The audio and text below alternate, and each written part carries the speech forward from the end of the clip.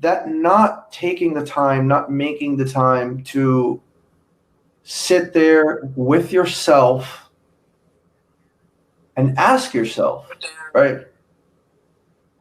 Why am I doing what I'm doing? Why am I here? Why do I want to be here? Right? And answering it. And I realize a lot of the time, others don't have an answer. What's up, people? It's Katie Friesen here, and you're listening to Perspective. Essentially, this is my way of walking a mile in someone else's shoes. These are my authentic conversations with people from all walks of life, their experiences, and how it shaped them. I promise to bring to you quality over quantity. I only post timeless conversations that were insightful or meaningful to me.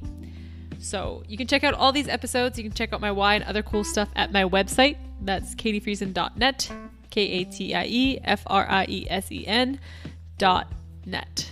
While you're there, please subscribe. Subscribe on the website. Subscribe also to where you listen to podcasts, and tell your friends about it. If you do so, that helps me bring to you more of these timeless conversations. A conversation like this next one.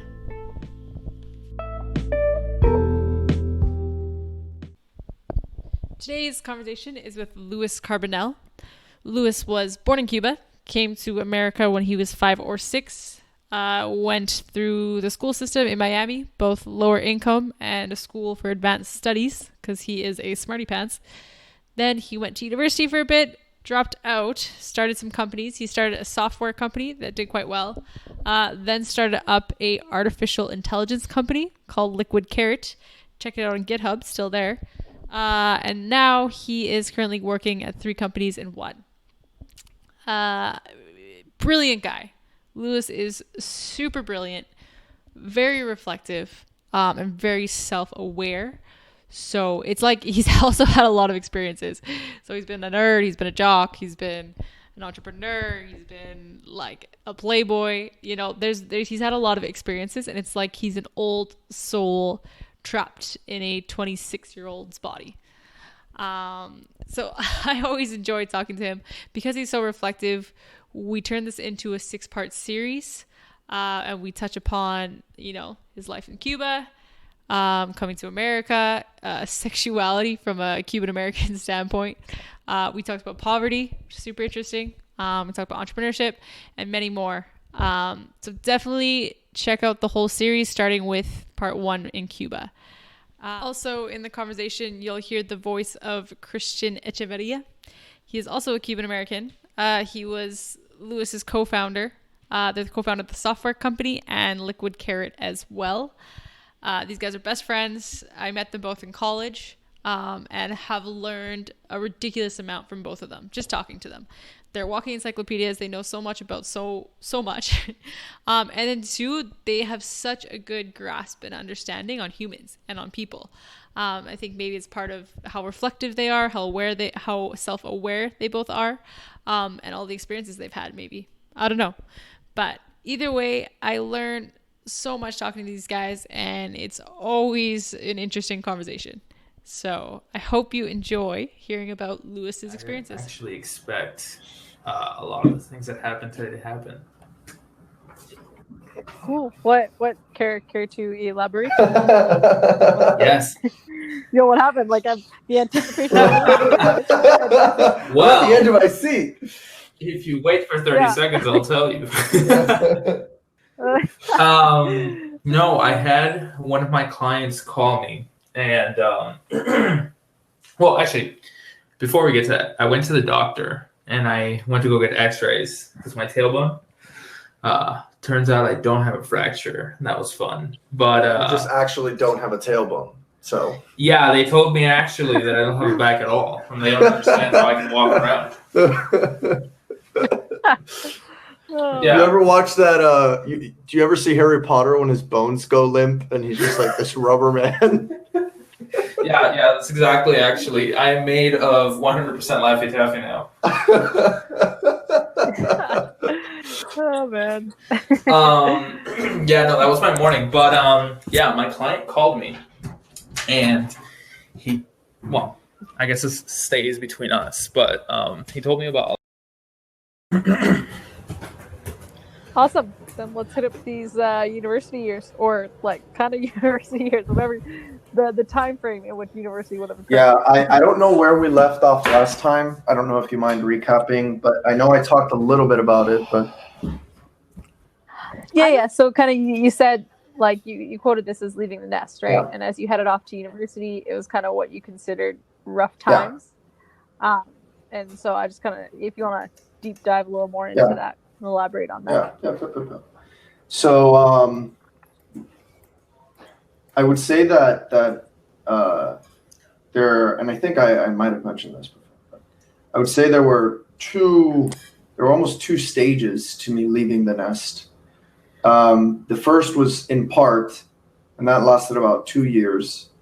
And that was me going to SAS, which is School for Advanced Studies, with 200 other kids, just, gifted children invited to this school. Even though I still lived at home, technically, I would rarely be home. I would sometimes stay at friends, and I left the nest in the sense that I no longer had this parental dependence to go about my life in my free time. And so I could finish school and then, go out to movies, go out to a club, go out to wherever. And that started in what would be the equivalent of my junior year of high school. So I was 14 when that started. So I started full-time university and full-time high school concurrently through this school. That was their program. You did both full-time, but you did high school off facilities. So you would do high school in a classroom with a special teacher at a university. And it was that teacher was just there literally just to make sure that you were technically still in high school. And then you would, on top of that would be my morning. So I would wake up about 6 a.m., make breakfast, head to school, do my homework, right? I would do my homework usually from 6:45, 7 a.m. to about 8:15 when classes started. I would be in high school classes until about 1 or noon. And then I would do college classes until, whatever time. Some semesters I had college classes that would start at like 9 and I would finish the class at 11. I'd go to McDonald's, eat some food, and go home. But that was the first real living the nest for me. That was the first sense of independence that I had. My house became more of like an Airbnb that I would knock out at than an actual home where I lived and spent my time. During that period of time, there was a lot of change, right? As there is as one leaves from these high school environments where everything's regimented and taken care of for you to this free flow college life. There was another big shock, which was not only am I now in a space where my future and what that is completely dependent on what I choose to do with it, but I'm also 14 in a university, which, needless to say, can be weird when you go into a classroom and, the youngest person there is 19. You're still starting puberty. There are people in their 30s and people in their 40s, and you're taking, third year anatomy, right? Or whatever it is, right? Some arbitrary class, right? Some arbitrary third year class with them. Provided a lot of weird, but I think very nurturing social experiences for me. It exposed me to a lot of interactions that I don't think people normally have until they're in their late teens or 20s or later. So being exposed to that early, I think, was very helpful to me. I just because it kind of moved forward your thinking process, or yeah, absolutely. So I think okay. I think right, if we look at what does the typical college experience look like for a person, right? And then even more so than that, right? What does the entering the labor market look like for a person, right? Like you're done with college, right? So for me, there was this interesting phenomenon where I had started working from the age of 12, right? And I worked and I think I mentioned I worked briefly for a gentleman named Anthony. But it was a family friend. So there was a lot of hand holding. There was a lot of leniency. There wasn't really a sensation of this is a job that I report to and I have times and deadlines. It was more of this collaborative experience and projects that I would tackle with this gentleman. That produced work and produced revenue and et cetera, but it was more of a mentorship type situation from my perspective than it was a real job.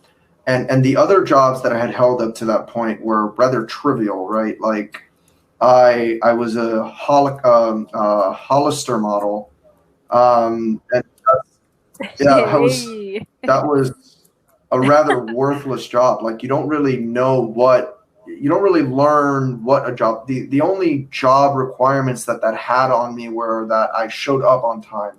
Other than that, it was just be shirtless, smile, and say hi to people, be friendly. Which isn't really a job, or it's. I mean, I'm sure there's a value there, but it's not really an experience, right? So, and you also don't get paid anything, right? Like that was.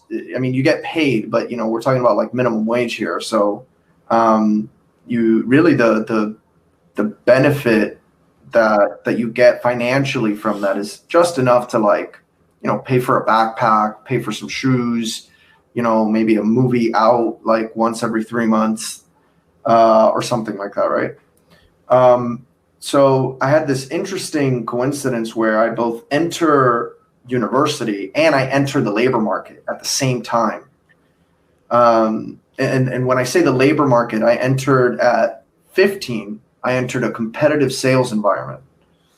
We're talking like commission deals, 1,000 plus, $10,000, $15,000 items, right? As a 15-year-old trying to sell a $15,000 anything is a hard thing to do, right? At any age, right? I think going into high-pressured sales environments can be a difficult thing to do. So having a full-time job in a high-pressured sales environment at 15 and having full-time high school and having full-time university is such a workload, such a disparity from the safety net of parental care and your traditional high school teacher and your safe high school environment, that you learn a lot of lessons, right, very quickly, right? Like in a competitive sales environment, you learn, you get shat on if you don't step up to the plate, right? You get like you go from a place where in high school it's wrong to say fuck, or it's wrong to like it's such a I don't want to say prude, but it's such you're babied to some degree, right? You have all this all these safety nets and all these restrictions, and there's all this comportment, expected comportment, and there are all these rules so that the kids feel safe. And then you enter, a place where someone can come up to your face, right? And I've had this happen, right, where somebody, and as a 15-year-old, you have a 30-year-old man come up to you, stare at you in the face and say, "Fuck you, this was worthless, and you wasted my fucking time," and just like grab a bunch of shit on a desk, throw it to the floor and walk out, right? And as they're walking out, the guy yells, "I hope they fucking fire your ass," right? And he like slams the door shut, right? At 15, never been exposed to that before. That shocks the hell out of a person, right? When at any age, again, that first time that you run into those situations, right? That's shocking, right? This rule of, you go from a place where there are rules to this place where, you have 8 sales guy looking at every person that walks in through that store as a piece of meat, right? They're booking them, checking out their clothes, right? Like checking out what car they drove in on, right? And they are sniping them, right? Like first to contact is first to sale, and their livelihoods depend on it. But like, so does yours. And then in the middle of all this, you have school requirements, right? You have, you're trying to get a degree, you have homework, you have deadline, you have studying, you have, right? And then you have socializing, right? One, it puts a lot of stress on you as a person, right? But 2, it forces you to grow, right? It forces you to grow as a person. It forces you to be good. Like I was at that point in my life where there was a bunch of stuff happening internally in my family too, right? At that age, my parents' divorce was on high alert, right? There are 2 people who are warring with each other, like cops being called, lawsuits being filed, right? And every now and then I have to step into that. And so that point in my life became very high pressure, very, very much a growing experience, very much I have to step up, right? It was that point in my life where, I truly felt like it was now or never that I set myself up, right? For life, right? And, to be honest, I failed at it, but it was at that point that reality starts sinking in, and that workload.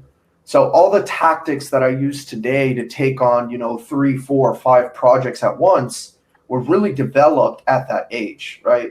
Because I had to balance my personal life. I had to balance my high school career, or academic career. I had to balance my professional career, which part of that bled into college.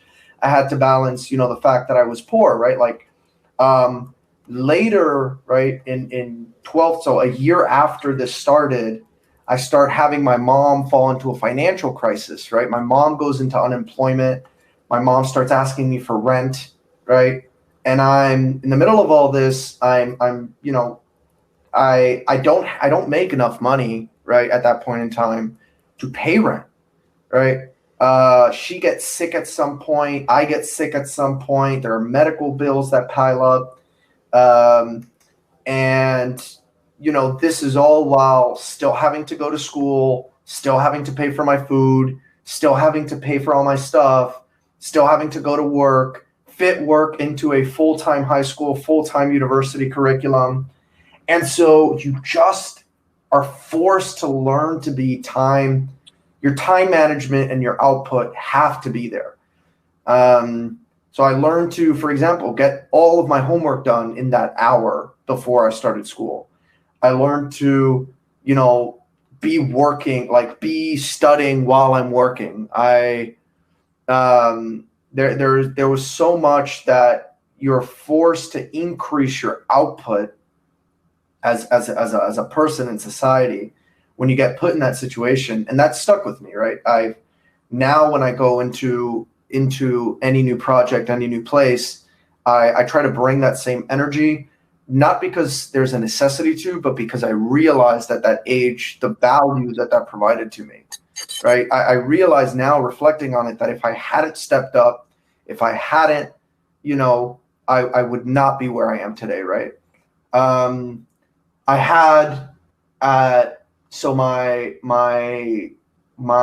senior year of high school, and I guess my second year of university, was probably the worst. I had one semester where I was near burning out. I was so close, and at one point I broke down. So that semester I had a change in major, and I had taken 21 credits that semester, full-time university credits.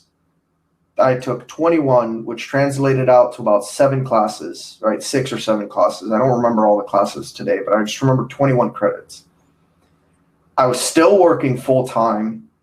I had actually gotten a kind of a promotion at that point, so I had more responsibility on my plate at work, but I needed it because I had bills to pay.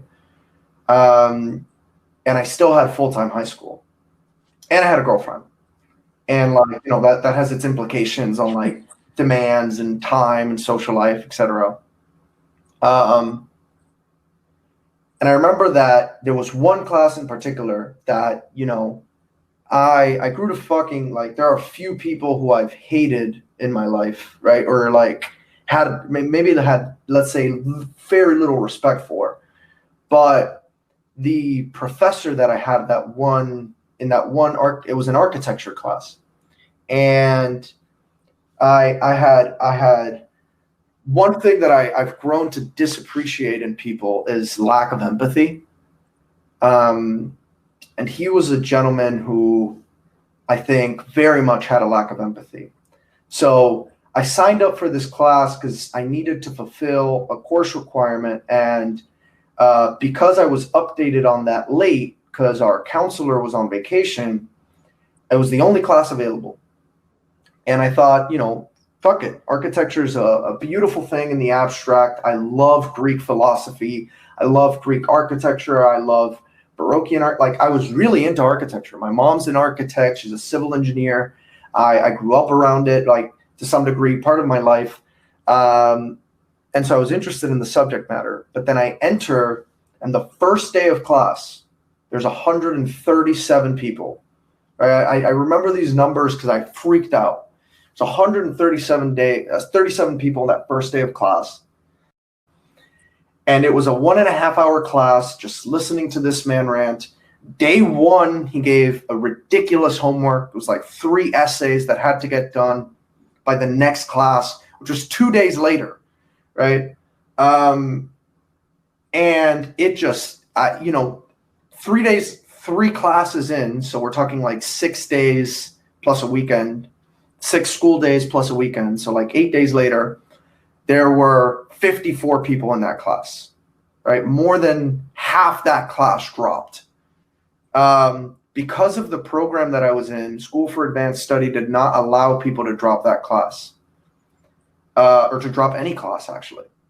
So I was stuck. I knew I was stuck, and it became the bane of my existence, the workloads that he would give, right? Because it wasn't just that he gave us work, right? It was that I had 6 other classes, right, also giving me work. And I had a full-time job, and I had high school, and I had that work. And I had my problems at home and all that other stuff, right?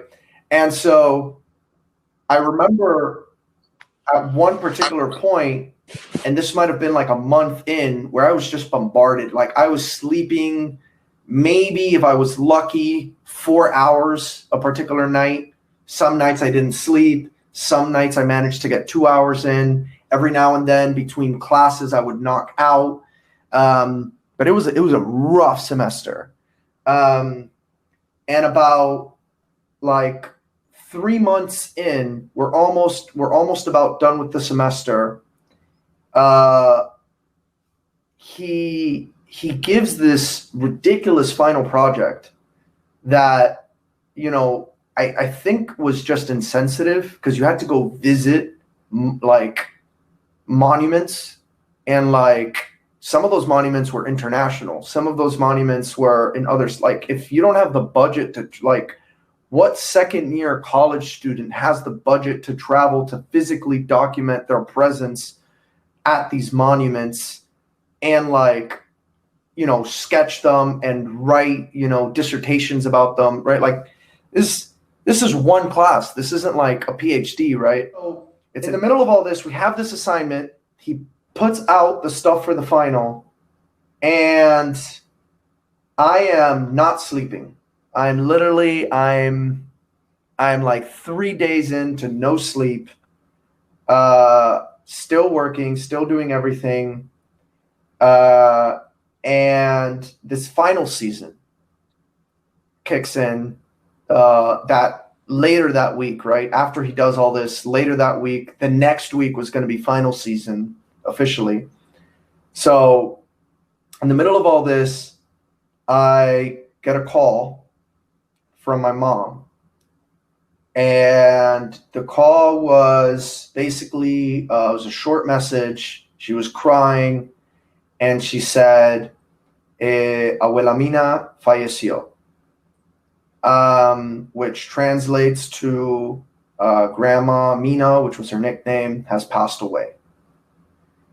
And that was my grandma, right? Like, in my eyes, that was my mom, right? So, and pardon if I get emotional, right? But in the middle of all this stress, I find out that my grandma died. And there was I was almost lucky, right, that I was that busy. But because I didn't have time to process at that particular moment what that meant, right? Like, and it meant a lot. I don't have a Cuban passport. I can't go see her. I didn't get to say goodbye. She died spontaneously. I won't be able to be at her funeral. Like, there's so much left unsaid, right? Like, there are all the implications that go into any grieving period for any parent, right? Were there. And then there was an additional implication, which is they are miles away and you can't see them. And I don't know if or ever I'll be able to see them, right? Or even visit a gravestone or anything, right? But I realized too, like, I don't have time to process this right now, right? Like, I have to, but, you know, it doesn't matter how logical you try to be, like, that hits, right? So I try to keep going in my day. You know, obviously there are conversations with my mom. I'm now 16. At 16, I'm, you know, dealing with planning a funeral, in part, right? My mom is doing it. My uncle in Cuba is doing it, but I'm dealing with the funeral of a parent and all my day-to-day stress, right? And to some degree, like, there's a part of me that's like, oh, I can't, right? Because I am so bogged down in, like, the day-to-day that I almost can't unpack it. So I'm trying to, like, sneak in planning this funeral around my, you know, like, let's call them commitments, right? Like, daily commitments. And the stress, I mean, it just ate me alive at that point in time. And I remember that on day 5, I was about to, like, burst, right? Like, from all the stress, all the emotions, all the grief, right? That I was dealing with. But I had the architecture final to draft. I think it was 5 essays at that point. I had 2 essays for a literature class. And I realized at that point my literature teacher was going to be lenient. And so I wrote to her, you know, and and it was funny because I was crying. I was bawling my eyes out. So like you could see the tear marks like on the paper as I wrote it. And I remember like writing, hey, I apologize for the smears of tears, right? But like, I basically told her, I was like, look, I can't sit down to write. I've been staring at a blank page for like 30 minutes now. I can't think of anything else. This is what just happened in my life. Please give me the week. It's okay even if you give me an F, right? I'll make it up in other courses or next semester, right? Just, I can't write this right now. I'm sorry. And I attempted to write, after I wrote that one, a similar one to my architecture professor. And I remember like within 20 minutes, he responded, everyone has problems. Everything's still due. Sorry to hear that. Good luck. Here, and then he sent me a rubric, right? And I was like, fuck, I have to do this, right? Like, right. I didn't even, at the time, I didn't even process like, you know, this guy's an asshole, right? Like, at the time I was just like, all right, let me go get this done. So I'm on day 5, no sleep, incredibly caffeinated, and like, needless to say, stressed. And I finished this, I think it's like 3 a.m., right? And I remember at like 1 a.m., I was like, I'm not, like, my eyes are closing on me. I'm barely conscious. I need another cup of coffee. So I went and I made myself coffee, 1 a.m., drank coffee, managed to push through to 3 a.m. 3 a.m., I knew I had to be up at 6, right? But I just, getting 3 hours of sleep at that point, right? 5 days, no, I mean, it was all I could think about. My head hit that pillow and I almost immediately knocked out. Right before I was going to go to sleep, I felt this enormous pain in my chest. And then I literally realized, right, my heart hurts. And then I started blacking out. And at that moment, I understood I'm having a heart attack, right? Like I went to go scream because my mom was in the other room, but I was already too far gone. I couldn't get anything out. And I just remember at that moment, you know, like one of those like, fuck, right? Like, this is how I die, right? Like, this is such a fucking stupid way to die. In my bed, alone, you know, doing architecture homework, right? Yeah, that was a rough moment for me. I remember clutching my heart. Everything went black. And then I had a few happy memories play back to me.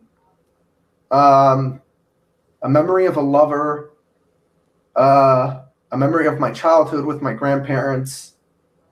And I don't know why, but like those two things, like, you know, to some degree they did it, right? I reminisced on those two things in what was potentially my final moments. And as I felt like kind of, you know, this pulse of life, I guess, escaping me, the thought of not having one of those moments again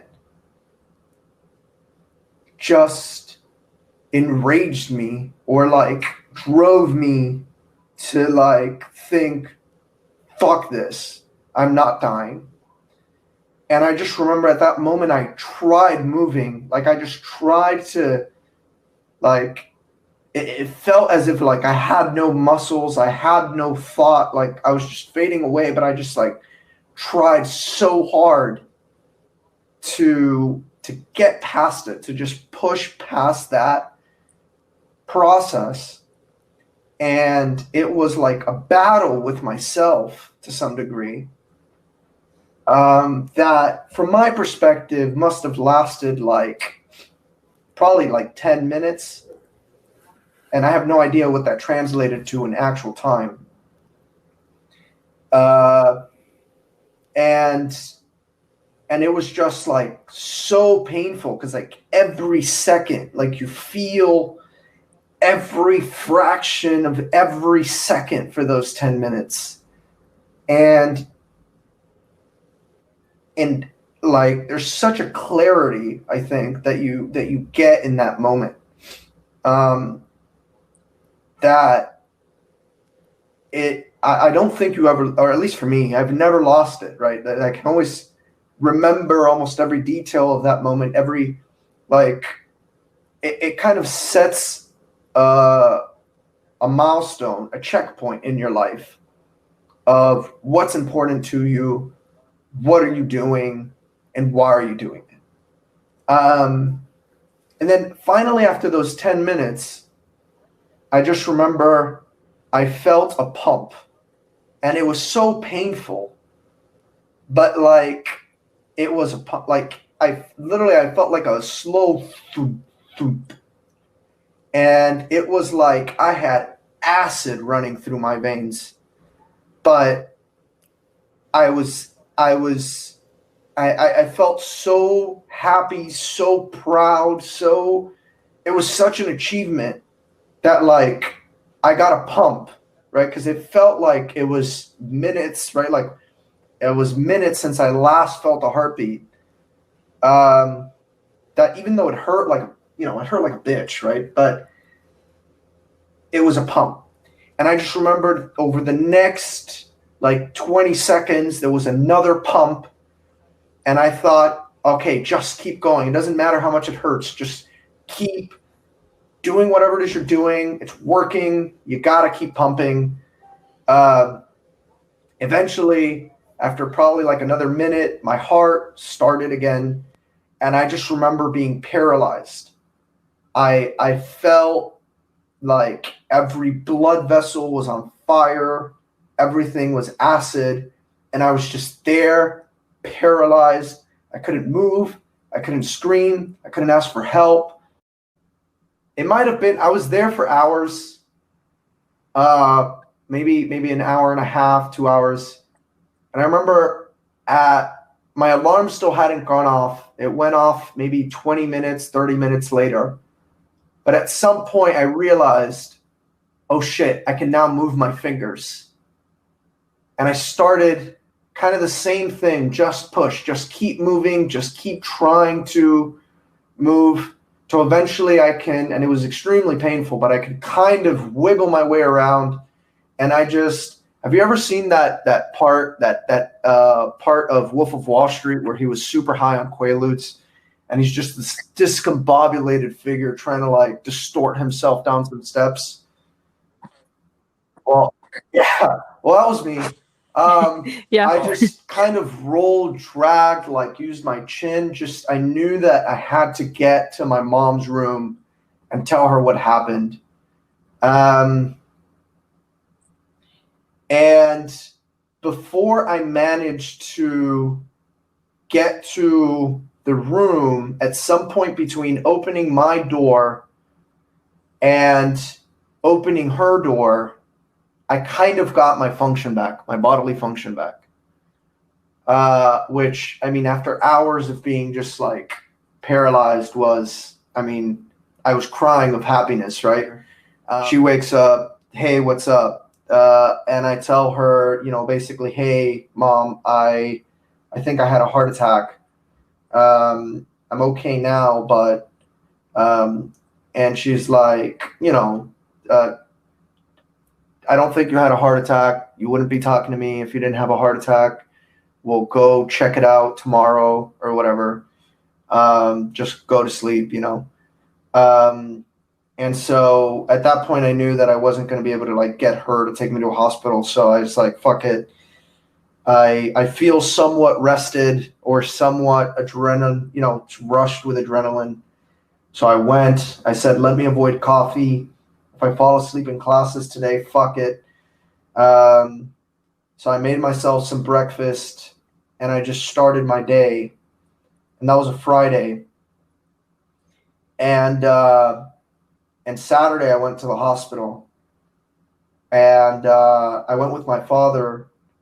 And I remember, because weekends I was with my father. I went with my father. I let him know, hey, I think I had a heart attack. Took me to the doctor. The doctor said, hey, you definitely had a heart attack. There was a whole discovery about my cholesterol levels. There was a whole discovery about other things. And then while I was there, I had a second heart attack. And then thankfully there, one, I already kind of knew what it felt like, but two, there were doctors there. That time I did go out. I went out for about 13 seconds, but they brought me back. And then I remember I was told, hey, your cholesterol level should be between 0 and 100. Yours is currently 427. You have a genetic issue regarding cholesterol. Your body doesn't dissipate it naturally. And if you don't take care of this, you'll be dead, again. So, it was a radical change for me in diet. It was a radical change for me. And also all the other effects. I had to get on medication to reduce my cholesterol and all these other things, right? But I thankfully from Saturday to Sunday, I slept so much. I think I slept like 18 hours. And yeah, I knocked out. I woke up. I started Monday. And that week, I remember I literally almost couldn't stop crying that week. I would step out of class, run into a bathroom and cry. And that was that week. Probably the next 2-3 weeks, right, was just breaking down. And I think it was healthy, right? It was this, I finally felt I had the freedom to grieve, the death of a parent. But it to some degree toughens you up, right? Because you have to keep going, right? At that point in my life, right, I just had to keep going. I couldn't afford not working. I realized, given where my parents were in life and their dynamic and, my mother and everything, that like I could not give up the opportunities that college was going to present to me. And so I just, you get used to taking the blows to some degree, right? And I think that moment in particular, that like 2-3 week period in my life where I dealt with like my death, my parents' death, no sleep, nearing insanity, workloads, realities of poverty. Like there was so much stress in those 2 weeks, right?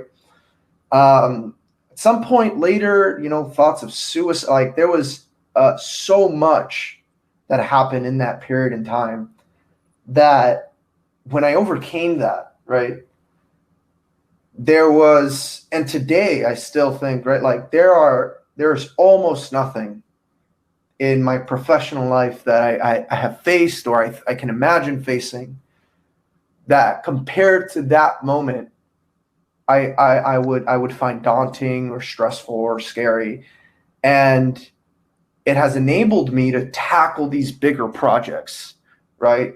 To solve bigger problems without fear of, oh, what if we fail, or what if this is, fuck it, who cares, honestly, right? And that pretty much was the zenith of my first half of my university career. It made me just realize, right, that my contemporaries most of them at least, are not those who I can chat with about these sorts. Like I just felt old, right? It's one of those things that I think ages you. And Mm-hmm. and I just felt old. I felt appreciative, though, to some degree, that I was still young. I felt appreciative that I had that experience at such a young age, because I think it's prepared me a lot for life, right? And being empathetic to those who might be older to me, those who might be in different situations, and creating a sort of sensitivity, right? That just like I might not have been willing to share that at that point in time, they might be dealing with something that to them is just as, shattering to their life, right? Or as daunting to their perspective, right? And they might not be willing to share. And so it's helped me a lot deal with many different types of people and having empathy to them through, because I had another semester after that. The workload, even though it was about the same, right? Maybe not than that previous semester, but it was the same as the two preceding it, right? It almost felt peaceful. It felt zen, right? Like having these 18-hour work days, 20-hour work days, right? I was just like, this is not bad, right? I get to sleep, right? I still get to eat, and I'm not dying. So kind of when you had your death experience, you said you kind of, I guess, reevaluated what was important in life. Yeah, what were you kind of thinking before, and then what kind of insights great did question. you have post?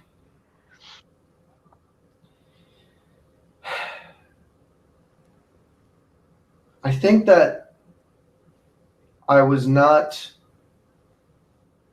before that experience, I think I let life happen to me. I didn't take enough control over my happiness, enough control over reaching my goals, surrounding myself with specific people, and experiencing certain things.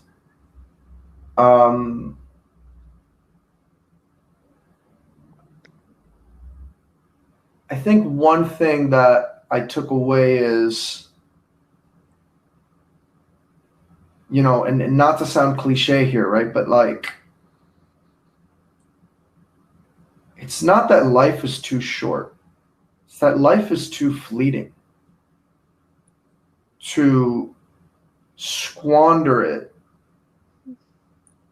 on anything less than what you want to do.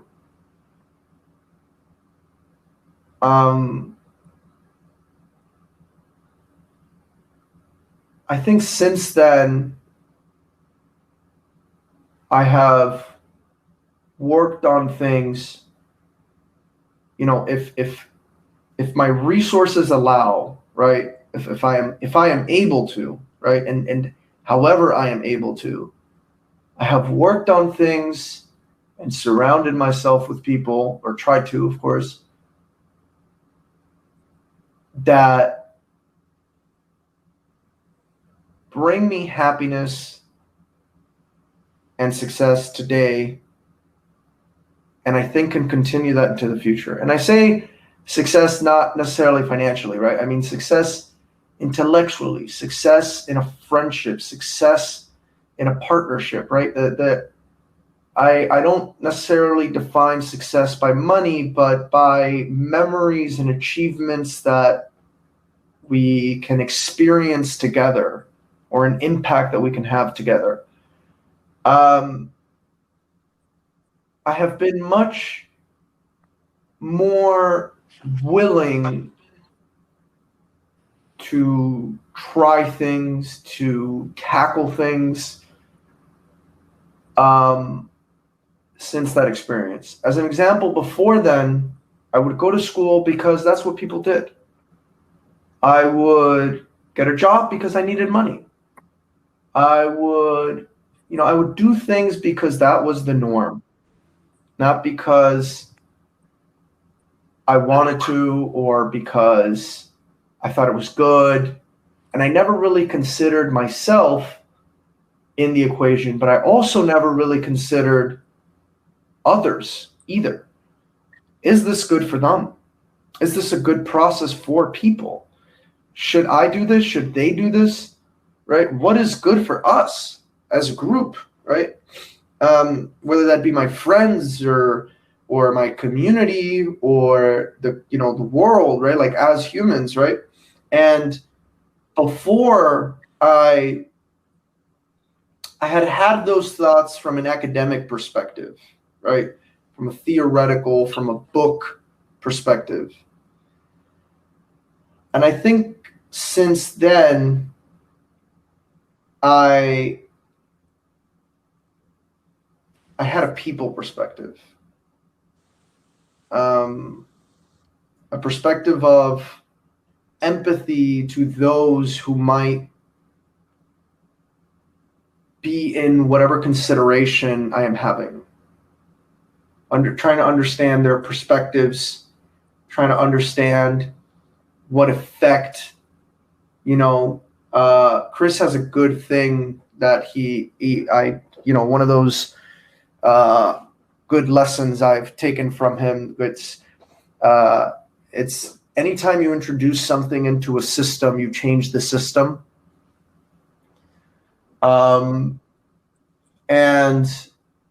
trying to understand from an empathetic perspective to others how the actions that they might take or I might take or some system that might be introduced might change what we're trying to solve or the context under which we're operating. And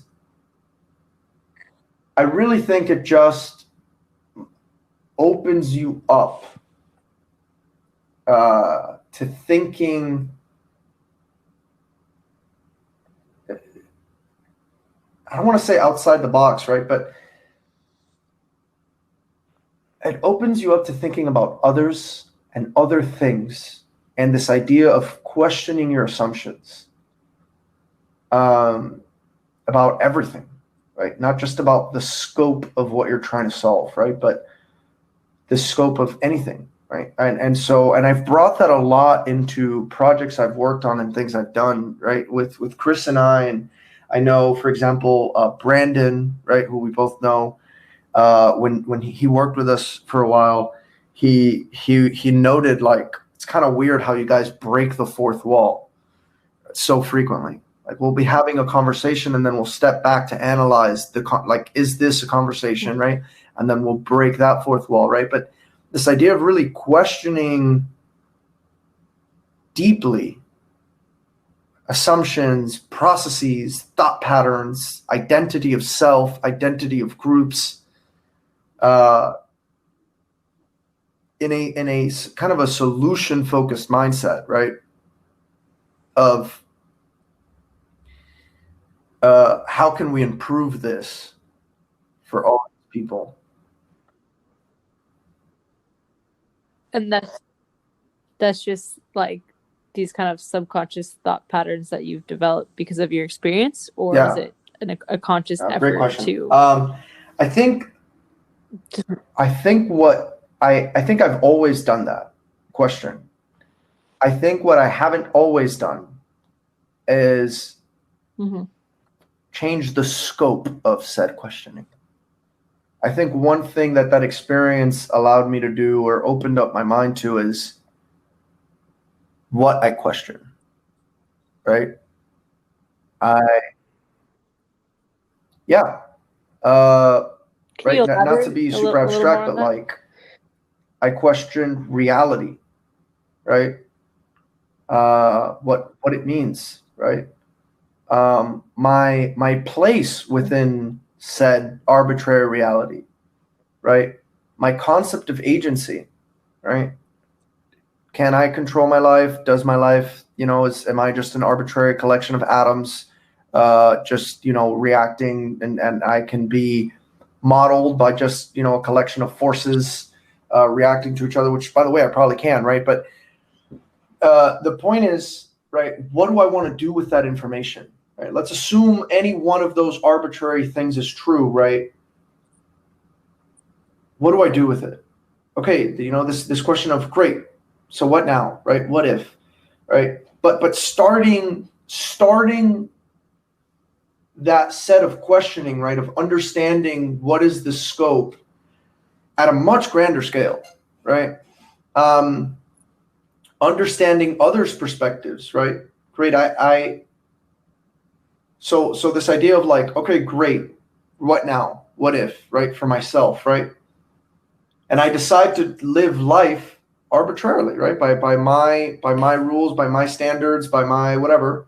But taking into account others might have the same thoughts or questions in themselves.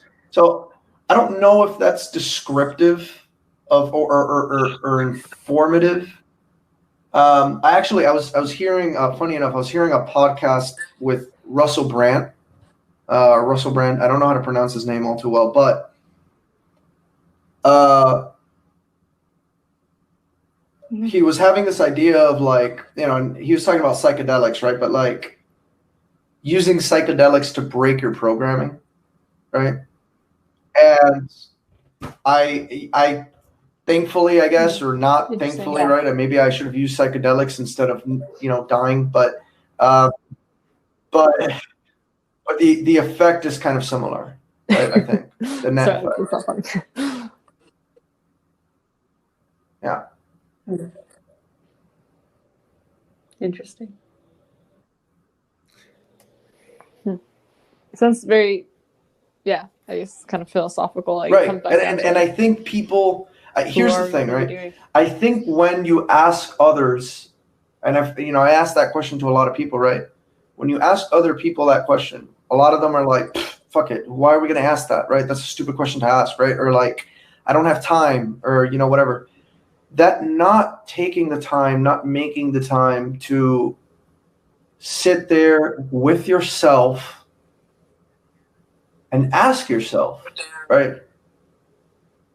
Why am I doing what I'm doing? Why am I here? Why do I want to be here? Right? And answering it. And I realize a lot of the time, others don't have an answer.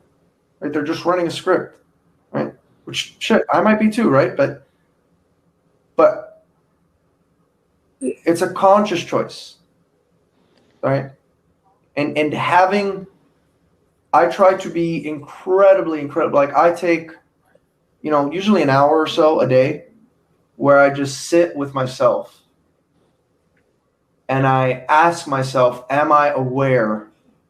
Right? Like, am I aware? Is there anything that I am doing that I'm not conscious of? Is there anything that's happening to me that I haven't noticed? And being intentional about what I let myself experience, what I choose to think, what I choose to feel, and do that daily, honestly. Yeah.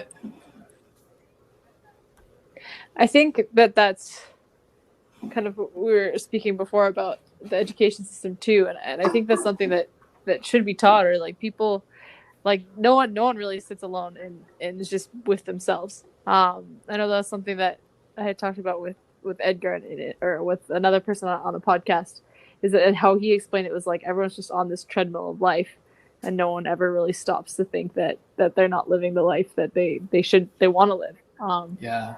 Yeah. So. Had a similar experience in recent memory. Say.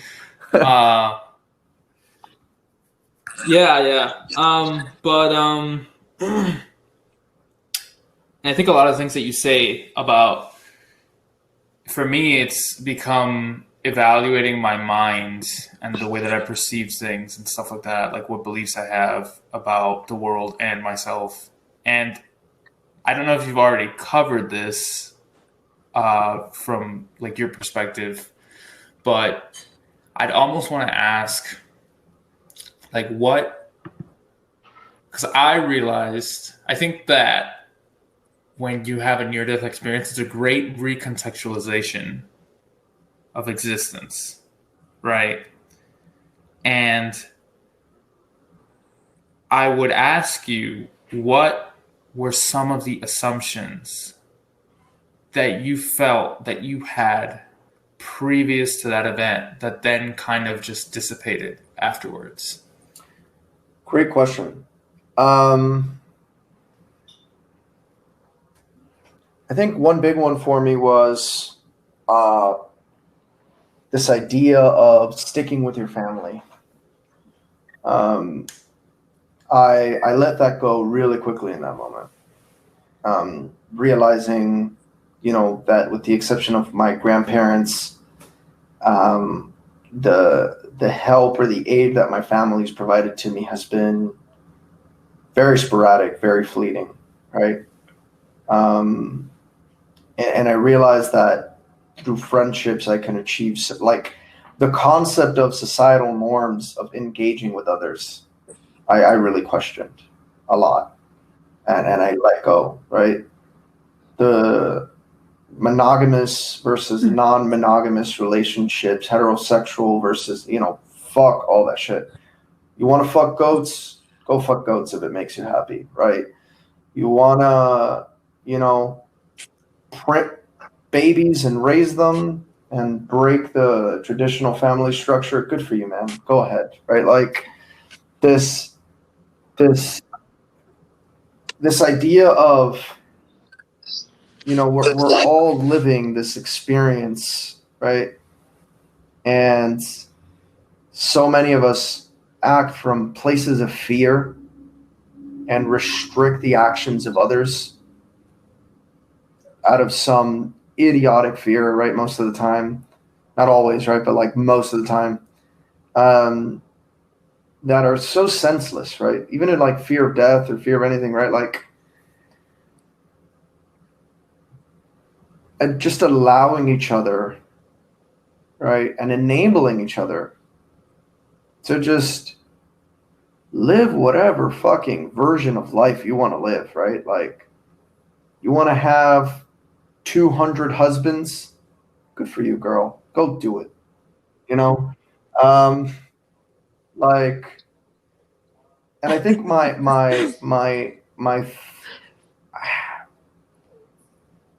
to some degree today, I still have traditional, roles or people in my life, but I also have a lot of non-traditional roles or people in my life, where I play untraditional roles to others, and others play untraditional roles to me in my life. And I encourage that, right? A lot, right? This idea of everything works in a paradigm, everything, right? Breaking these paradigms, so the first one for me definitely was family as a concept. Yeah. Quick before you kind of hop into the next one. I had a follow-up question. Sure. Yeah. So do you believe in like a concept of morality? My definition of morality might be different than others.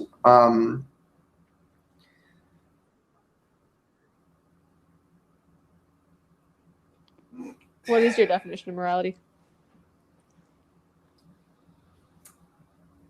I think the short answer and the very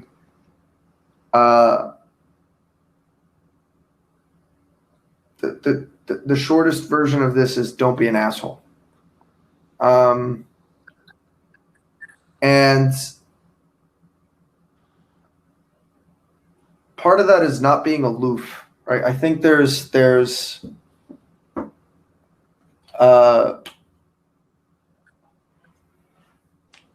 for me at least, right? Self morality versus group morality right? We can go on a philosophical debate here, right? But my self-morality, right, that I aim for with myself is awareness. When I communicate with others, I try to bring awareness, and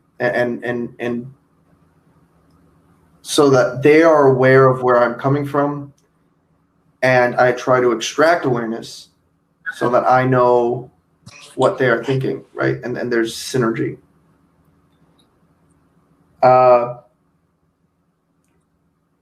That's it. I think every other arbitrary construct or concept, like trust or tolerance or whatever, I think are all solved with that, or at least in my experience, right? Like trust is just intention and effort, like, quality, right? Like I have the intention of doing something good and I have the capacity to do good. Great. But I think all of a superset of that is just awareness and an awareness of self and awareness of each other. I think there's an interesting phenomenon that happens, right? There might be some Buddhism in there, which is also just to accept whatever happens when you become aware of it, right? And there's an interesting phenomenon that's happened to me, which is when I achieve awareness over something or with somebody, almost every derivative conversation, almost every derivative conflict or possibility or opportunity or anything else become almost self-evident.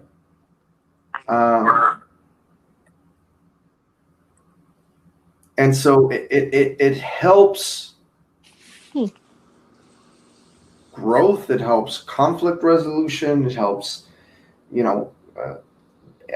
whatever objective or problem you're trying to solve. It almost always is such a useful tool that I try to always strive for awareness. And I think like in the problem solving world that sometimes converts into like, this first principles approach, right? But like, that's kind of the same thing, right? You're just becoming aware of the underlying phenomenon, right? Or the underlying problem so that you can actually have an impact with the actions that you take, right? At a grander scale. But yeah, just, I would say awareness.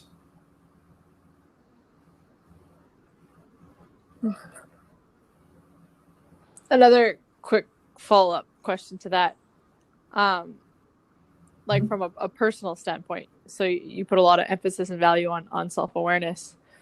If you had a person, right, and you could give them just 3 characteristics or 3, characteristics, strengths, what would be those 3 strengths? And then you think if this person has this, they're set for life. Awareness,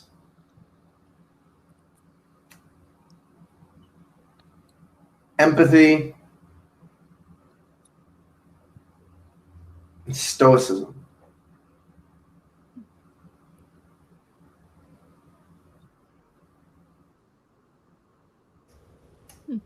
That is an interesting collection of traits.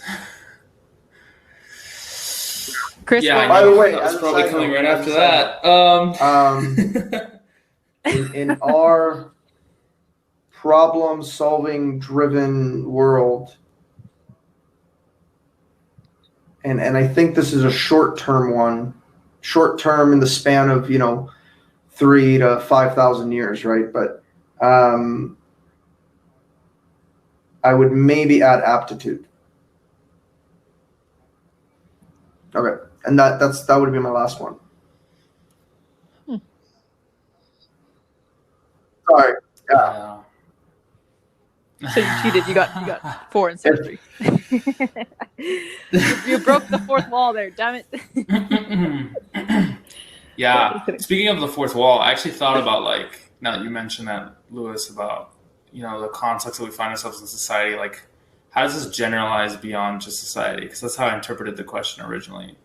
But like, in a hunter-gatherer context or like any type of situation a person may find themselves.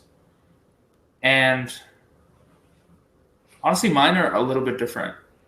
Actually, I guess they're a lot different. We can talk about it once I say it, but one of them is creativity. Particularly when it comes to like what the quote unquote rules are about something. Like thinking if functional fixedness is like, seeing one thing and saying this is what it does, then what I'm thinking of is the opposite of functional fixedness. So that trait. Honestly, the other one is optimism, like the will to go on. Which I guess you can say is like stoicism with a spin.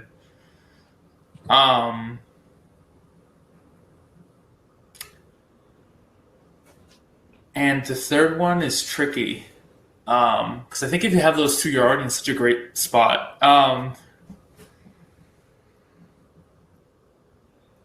I guess it is humility.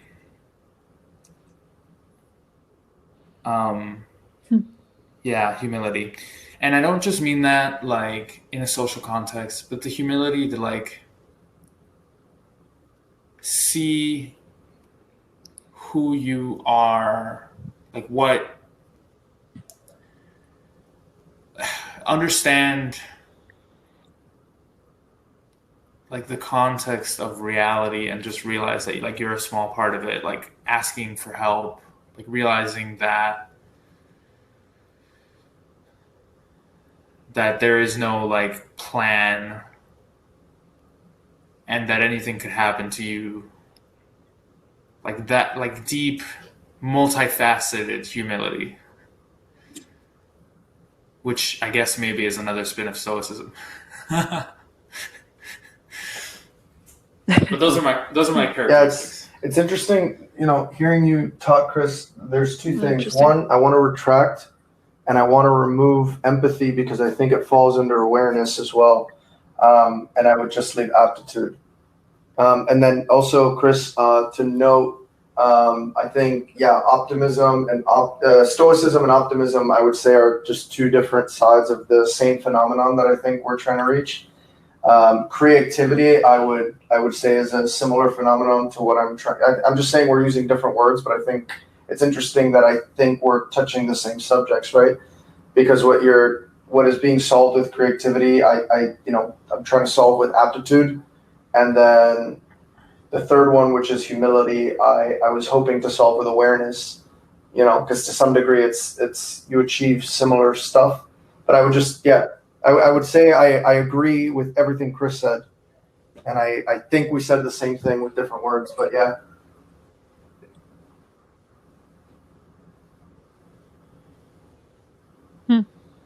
Interesting. Okay, going back to the other assumptions that were kind of broken. This is a dumb one, but I wanted to find a partner, a life partner. That was like, something that from my childhood, seeing my grandfather and my grandma, find this like lifelong friendship, right? And partnership, I always thought, brought them such happiness in an otherwise not necessarily happy place. That I kind of wanted that for myself as well. And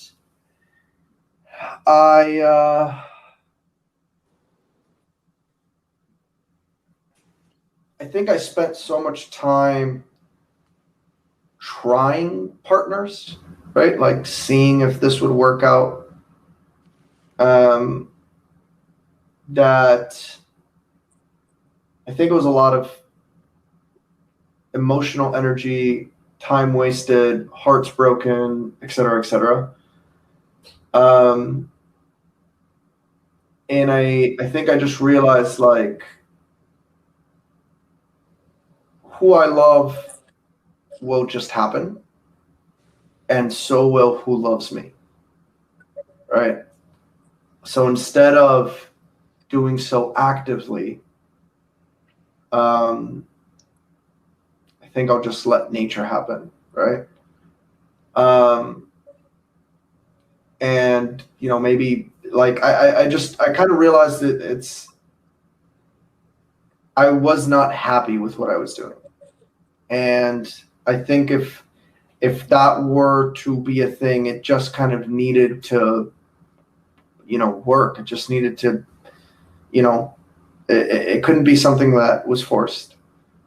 And I think that today is true of all relationships, not just romantic, not just friendships, not just professional, any relationship, any person.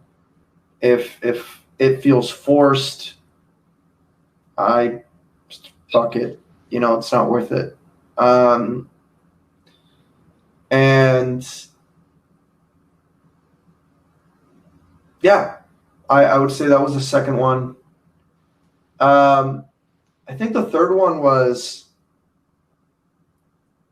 I always kind of held off my ambitions, right? Because I always thought, oh, well, I need more to do them, right? Or, oh, I'll do it later, or, whatever. Or other people, find this risky or whatever. And I think there too, I was kind of like, fuck this, right? I'm just going to do it, right? And honestly, I think that's what, and I think for both me and Chris, right? Like this ability to just take, because I don't know where Chris gets it from, but I know that he has it, right? This ability to just take risks with little like just take enormous amount of risks that other people would not normally expose themselves to, on a theoretical concept, like something that you conceptually thought like this could work, right? And you're pretty sure, right? Like this would work, right? But obviously practice and theory are two different things, right? So to take those risks, I don't think a lot of people do. And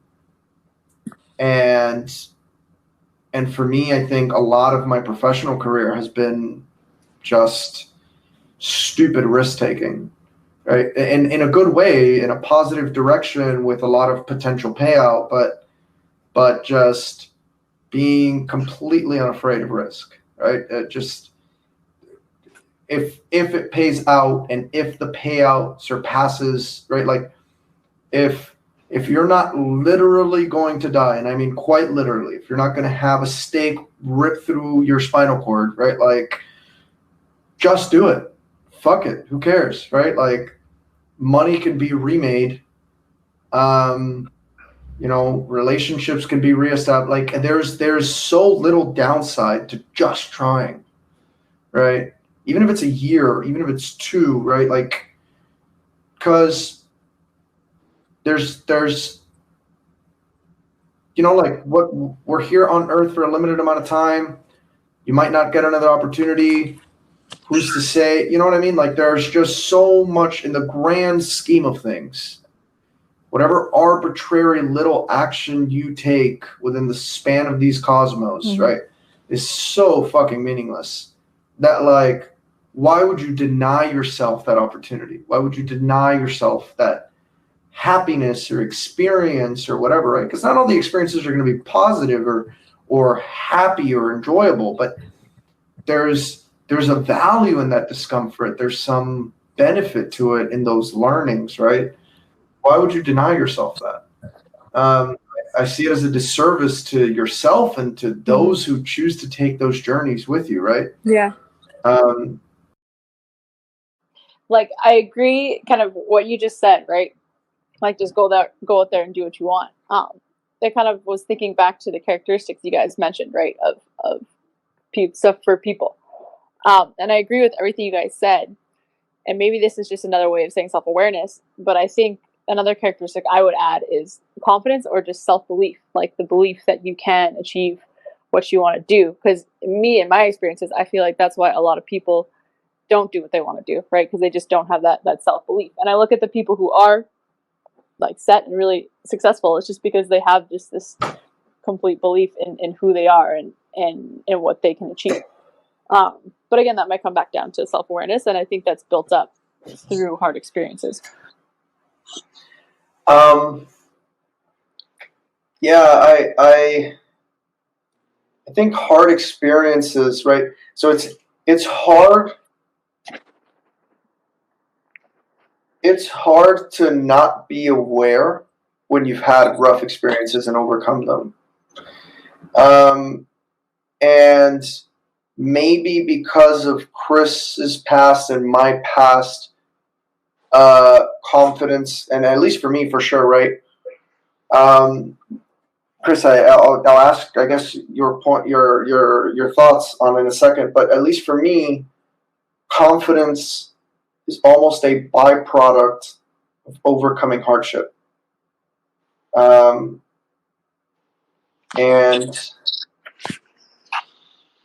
I think that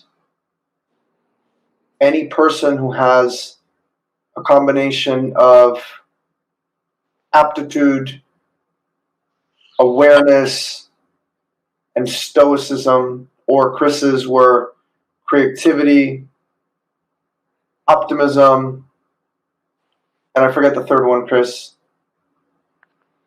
Humility. And humility, yeah. I think if they live life, right, if they just continue living, they will at some point solve some problems. And the compounding interest of that usually results in confidence. In my experience, right, and I don't know that that'll be the case for everybody, but it was definitely the case for me, and I think most of the friends I've had. But, Chris, I'm curious your thoughts. I mean, for me, it's real simple. It's like, what are my options? Sure. But sure. Before I get that, but think about. No, but in the past, but also in the present.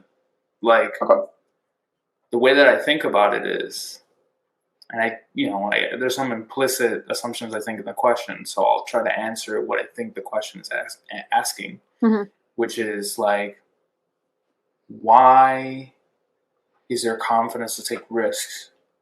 And the answer is like, what are my options? Like, not taking risk is crazy.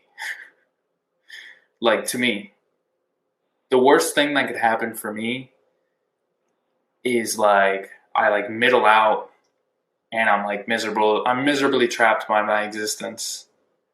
And I like waste everything that I've like learned and overcome to date.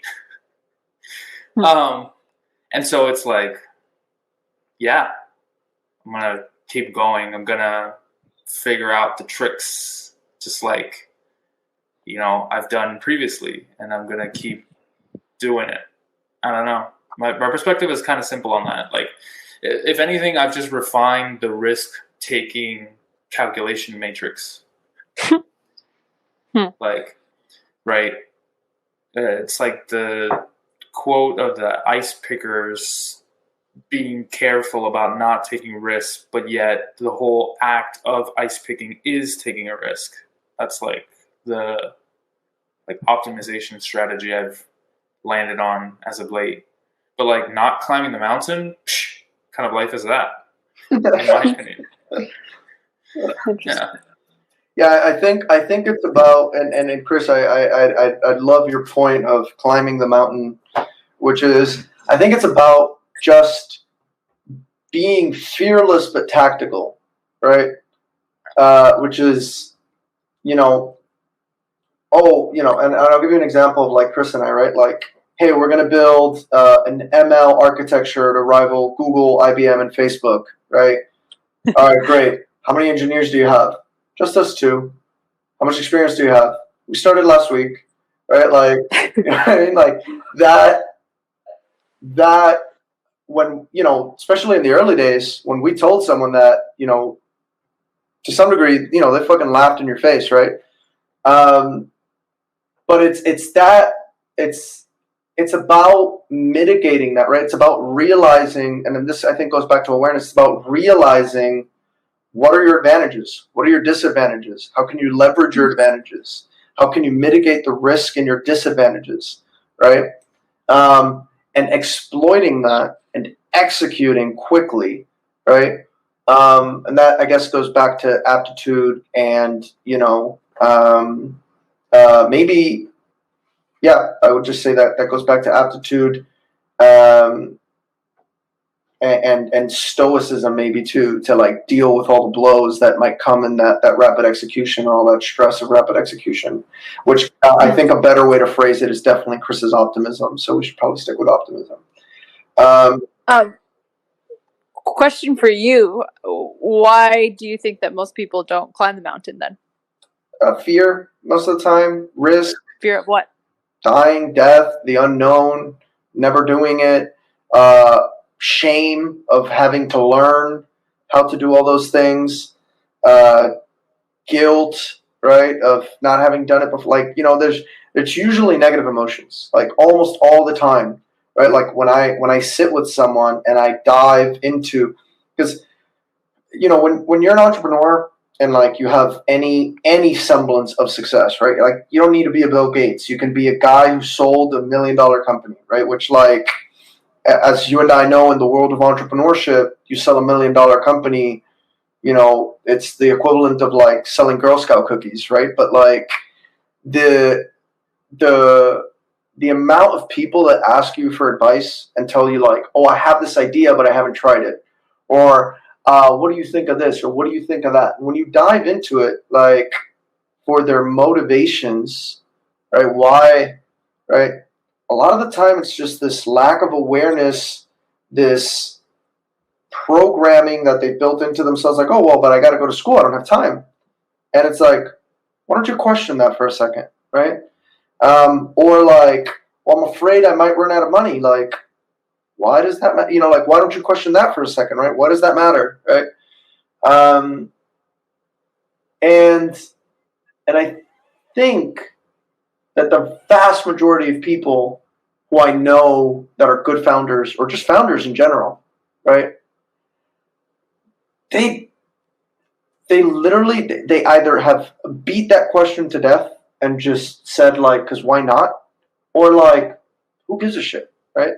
Like it's hard. Great. Yeah. So is fucking everything. So is waking up every morning, and doing the same shit day after day after day after day. You know what's hard? When you're 50 years old, you're sitting down and you're reflecting on what you've done in your life, and the answer is nothing. And you have to live with the reality that now you're too old and too decrepit to do anything about it. And you're just slowly inching towards death in like an otherwise miserable, or not miserable, but not enjoyable existence, right? Like regret and guilt and shame at like, that's such an awful experience to have that, like, I think you're just not exposed to when you're younger. And like, because you have this sense of, oh great, and you just get stuck in this habit, and then it's too late, and then you die, and like, that's awful. Why the fuck, right? Like, I will say two things about it though that may seem contradictory. The first, which we'll seem to agree, is a quote that I heard, which I think is right, which is, you can't live the same year for 50 years and call that a life. First. And then the second quote, which is not a quote actually, it's just my thought, which is, take the risks, be calculated about it. Be calculated about your risk. but make sure to factor everything into the calculation. and make sure that you prepare yourself if it fails, right? Like, just okay. You have to accept failure when you start, and you have to accept comfort with failure, like the day that you start. Otherwise, you're gonna go nowhere. It's gonna inhibit your ability to do things, and that, yeah, I don't know. That's my opinion. That's my, I normally don't concern myself too much with the what if we fail, doom and gloom and stress and demise, right? I normally think, hey, this is a problem. How do we solve it? And then focus on the solution, right? Because then everything's about solving problems, right? Everything's solution focused. Everything's, even failing is just learning, right? It's an investment in your future, right? Like, and that's really how I see it, right? So I'd rather fail big, right? Like, I would love to one day have an Amazon or a Facebook and just absolutely fuck it up, right? Like, don't hear that. Yeah, royally learn from that experience, right? Like, obviously, like, there are a lot of implications, and so if we go back to awareness and empathy and all these things, like, there's so much external damage that you do, right, or you can do when you're at that size, not to yourself but to others, that there's a sense of responsibility, right, in making sure that there's survival and there's this, back to this idea of group awareness, right, and making sure that the group's okay and the group, etc.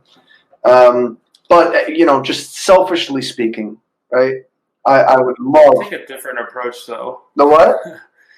No, it's just, I guess, for the record, partially, I do take a different approach, or I think I don't know if we diverged, but like, I think our takes are slightly different on the whole failure risk kind of situation, right? Because my thing is, I'd like to fail fast, like really fast.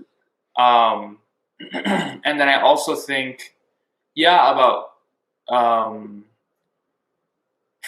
like getting a solution, but like, how can I be clever about the risk that I take? Like, it's either I'm gonna fail fast or I'm gonna like make a success where like failure almost wasn't in the cards. If that makes sense. Like, if I have to fail, I'd rather do it quickly. And if I'm gonna do something that succeed, can I engineer failure out of the equation? Interesting.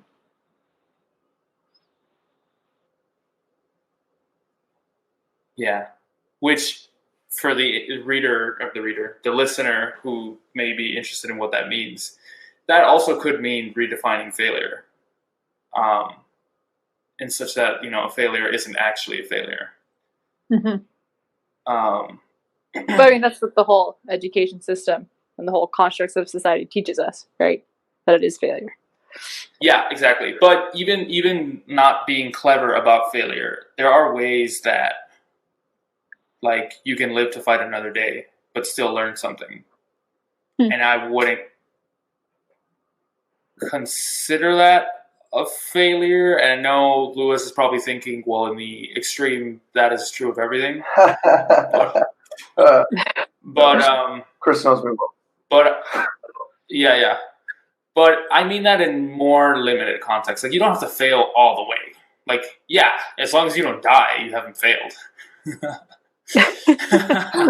But you also don't need to like fall all the way down off the mountain either. Yeah, I think I would agree with you, Chris. By the way, I think that there's something to note here, right? Which is a meta conversation, which is, in our life, what are we optimizing for, right? And for you, right? Given the fail fast or do not fail approach, right? Then the road is always up, right? So there's success as a goal. There's the financial success or material success. Or for me, that that's always been knowledge, that's always been experience, that's always been like wisdom. And so I have found that I find wisdom, I find insight, I find knowledge by trying or doing things that others have not done before, right? Otherwise, I just, read it in a book, or, watch a movie about it or whatever. That's fair. And so for me, I want to achieve more, right, than someone else has achieved. And I want to fail harder than someone else has failed, right? Or I want to, I like extremes, right? Because they illuminate, right, certain things, right? Yes. I will give you a little bit of a different take on the gaining knowledge point,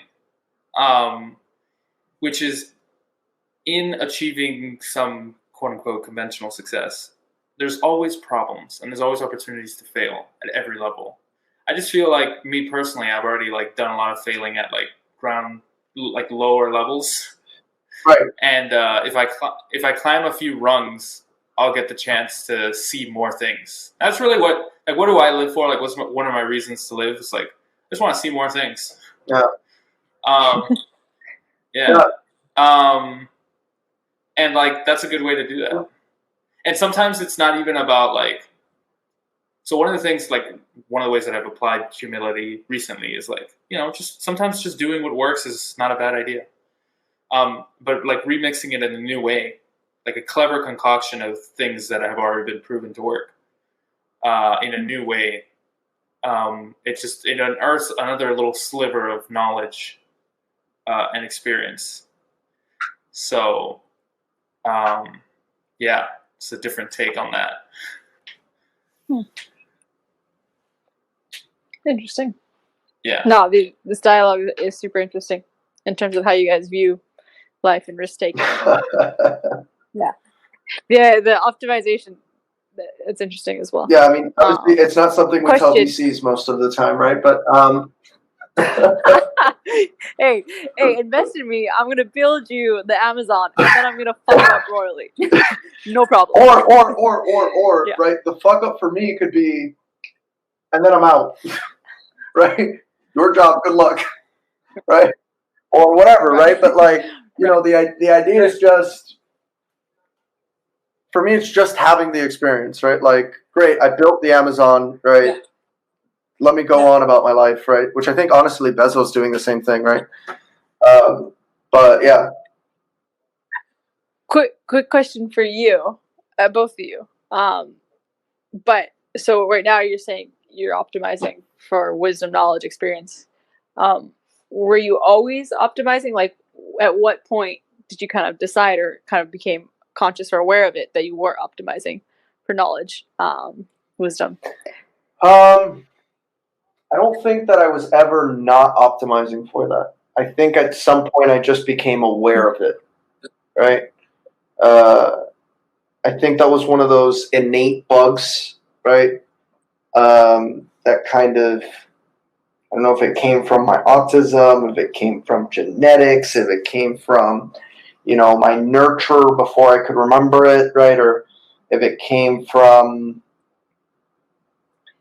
I don't know. Right, maybe it came, and I always think about that possibility of maybe it came from that narrative, right, of I was retarded, right, in the eyes of others when I was young. But then I think back and I was yeah, I didn't really give a shit about that, right? I don't even remember that well, right? That wasn't something that I cared about. So I really think it was just, for me at least, it was a thing that I did and I enjoyed, and at some point, especially I think when I had my first dissociative fugue, which, the whole Riemann Hypothesis thing, and I just spent 8 months binging this subject, right, intensely binging. I think I realized shit, this is like what I do. Like this is all I wanted. Like I realized that like for so many years, that's where I found joy. That's what I enjoyed doing, and that's what like I wanted to continue doing. And to some degree, it's a lot similar to Chris's. I mean, I think we've chatted about this. We go about it different ways, right? But like, it's just exposing myself to novelty, and change frequently, large amounts of, and then the rest is just giving myself the time to reflect upon it, ingest it, learn from it, etc. Right? Which I do often. Many times in my life, I've like disappeared and like just fucked off for like 3-4 months, and just taken that chunk of time, 2 years, 5 years, 10 years, whatever, and just let it sink in, reflect on it, learn from it, etc., and then try to grow myself and my character, and then start another period, right? And then, maybe in 6 years, 7 years, fuck off again, right? And then do it again and repeat. So. Mm-hmm. Yeah. I think my approach is a little bit different. And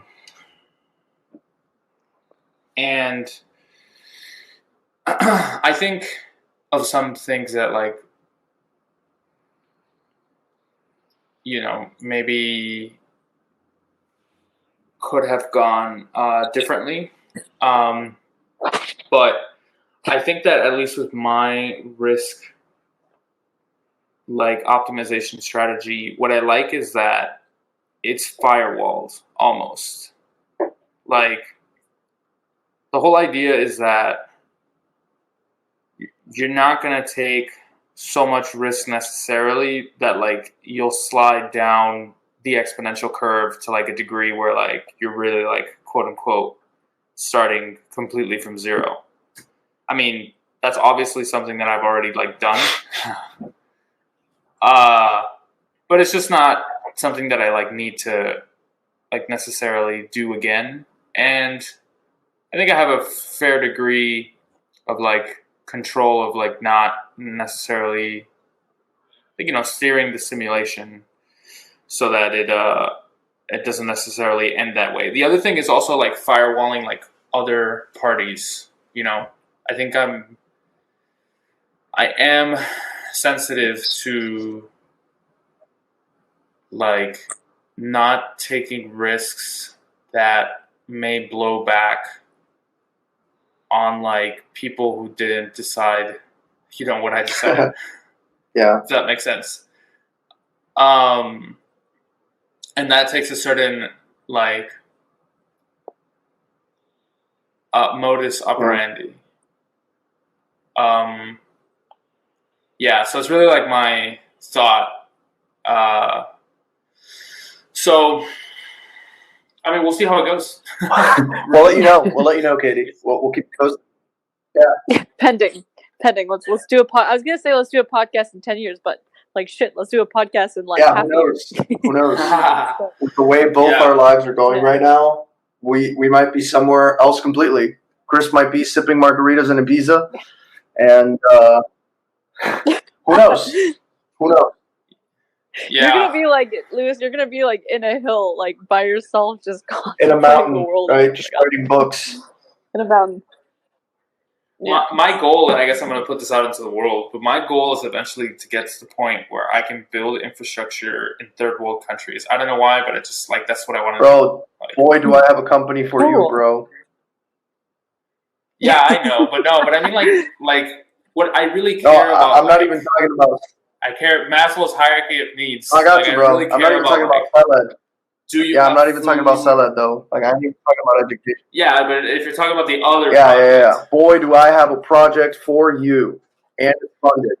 Yeah, but it's like, can I go over there and like set up like? Oh, you mean physically? And like, oh, okay. That's what I mean. because that's like what I'm really concerned about. Because I find that like economics and like money and all of this is like a bunch of abstractions, and like sometimes we don't even have the basics like nailed down. Which is like, do you have clean water? Do you have something to eat? And I consider power to be like an essential utility. But like those things, like they don't take a lot of money to solve, and they make a big difference. Actually, I was literally talking to some of my friends in a foreign country, and we were literally chatting about setting up electrical infrastructure, water cleaning solutions, etc., and how to pull it off. Who do we partner with? What are the organizations on the ground? All that stuff. That's literally been my night times when I'm not doing a podcast. As a side note. Yeah, the tricky part with that particular country is that you kind of have to almost like Banksy the whole thing. You have to what, sorry? Banksy, Banksy the artist who does all these art installations, but nobody knows who he is. Yeah. I don't mind. Like if one day, I don't mind not taking credit for it though. No, that's totally okay. I'm just saying the logistical process of like doing it in secret. Like one day there's clean water. Yeah. That's almost exactly what's happening, right?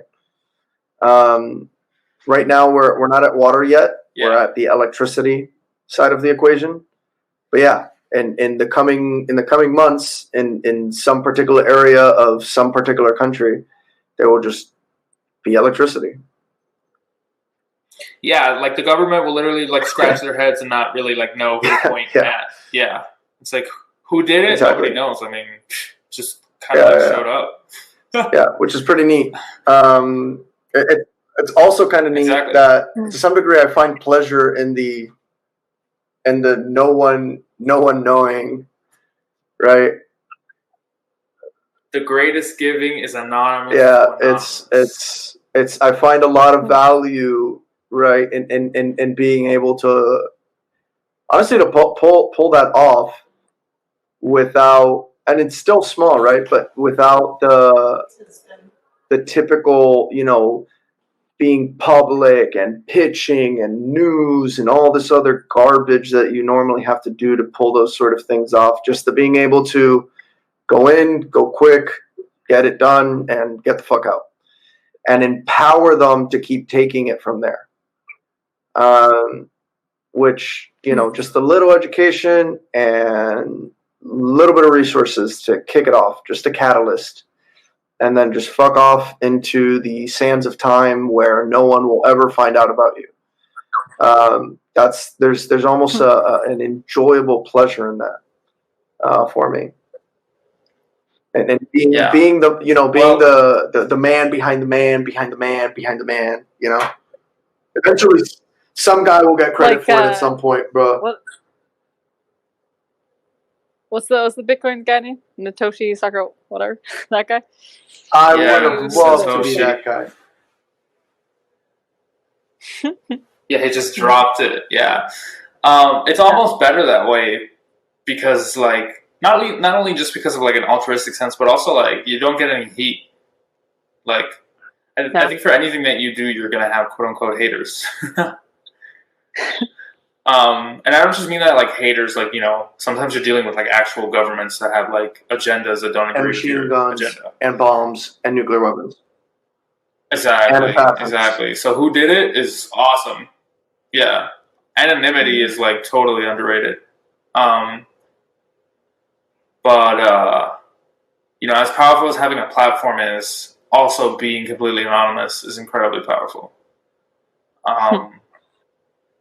But yeah, anyway, guys, I have to go, unfortunately. So I don't know if this is a good spot to kind of... Yeah. Cool. Yeah. Yeah. Thank you guys again. It was awesome. All right, guys. Got it. Cool. Dale. All right. Okay. And that concludes the latest part of Louis Carbonell's life.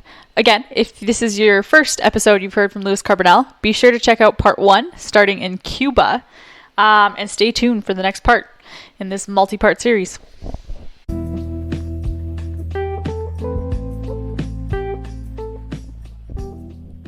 And that wraps up the episode. Again, check out the website, subscribe, tell your friends. That helps me do what I do best, which is talk to people and bring those conversations to you. So subscribe, check out the website, and I hope you have a fantastic week. Cheers, bud.